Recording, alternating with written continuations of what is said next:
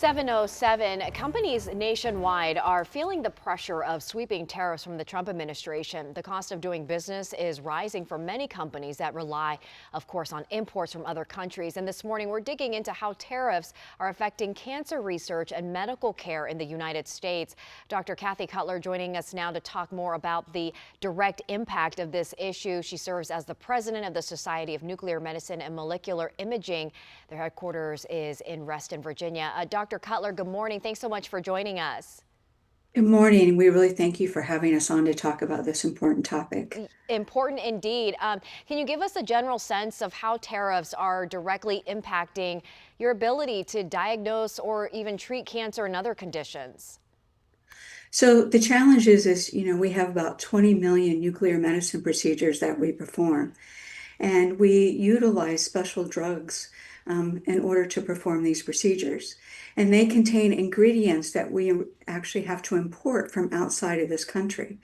And so when you put a tariff on here, this increased the cost that we then have to pass on to patients, and we often can't get reimbursed for that. So hospitals often can't provide these costs, provide these procedures actually to these patients. And so this is a significant impact to access to these patients, to these very important procedures that we provide. Right. I mean, you're talking about the delay or shortages in supplies due to the recent tariffs. Also, you mentioned the patients experiencing delays or cancellations because of these delays or even pricing issues. So have you had to change or limit your treatment options due to all of this? So some of what has happened is that we're trying to expand right now because the need for these drugs is really growing. And because of these tariffs, it makes it difficult for us to get set up, particularly in some of our underserved communities and in the rural areas.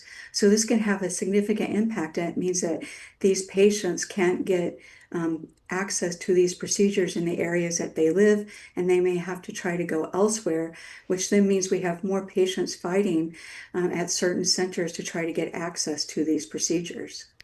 Any glimmer of hope in the time ahead? What's being done to alleviate any of these issues?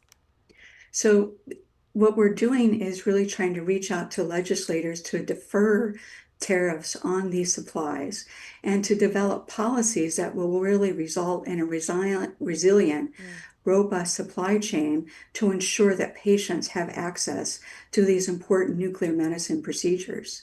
And we encourage patients in the community to really reach out to their legislators to ask them to defer this and put in policies that will help ensure a domestic, resilient, robust supply chains for these much needed procedures. All right, really good insight there. Dr. Cutler, thank you so much for spending some time with us and shedding light on such an important issue. Thank you so much. Thank you so much. Okay. Thank you.